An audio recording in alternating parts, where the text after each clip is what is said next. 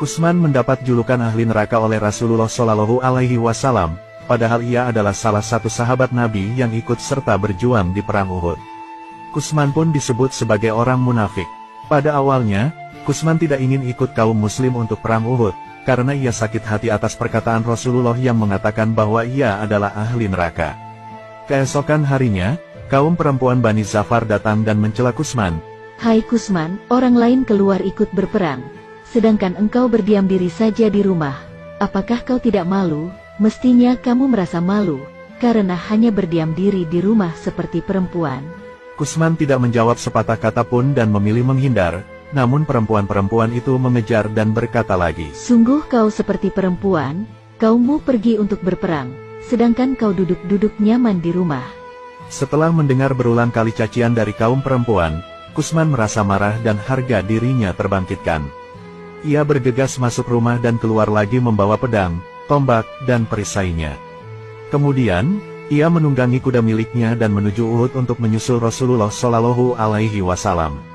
Ia tiba di Uhud saat Nabi Muhammad sedang merapikan barisan pasukan muslim. Kusman mengambil barisan paling belakang, hingga berjalan sampai ke barisan paling depan, yang berposisi sebagai pelempar anak tombak. Kusman sendiri, dikisahkan memang mahir melempar tombak, sehingga lemparannya tersebut terlihat jauh dan ringan seperti anak panah. Saat berperang, Kusman membuat takjub para kaum muslim. Semangat dan keberaniannya patut diacungi jempol. Setelah melemparkan tombak, Kusman mengayunkan pedangnya dan menghunus pihak lawan dengan ganas. Orang yang menyaksikan Kusman bertanya-tanya, mungkinkah orang yang pemberani dan hebat saat berperang akan jadi ahli neraka? Bagi mereka, kesungguhan Kusman memerangi kaum Quraisy membuat pernyataan Rasulullah masih belum bisa dipercaya. Banyak tokoh yang terkenal kuat dan zalim dari kaum Quraisy, mampu dibunuh dan ditebas oleh Kusman. Tentu saja pengikut Rasulullah menjadi ragu bahwa ia akan menjadi ahli neraka. Kusman terus berperang mengayunkan pedangnya, membabat, dan menumbangkan siapa saja.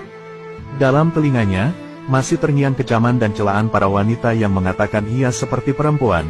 Hal itu masih membuat Kusman sakit hati. Tak hentinya Kusman mengincar kaum Quraisy untuk dibunuh, ia sangat lincah dan tak gentar.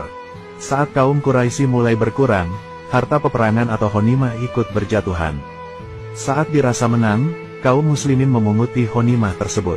Namun Kusman tidak tertarik dan tetap berperang, hingga pedangnya patah. Meskipun patah, Kusman masih bertahan hidup. Kusman menerima banyak luka berkat keberaniannya tersebut, banyak darah bersimbah di tubuhnya.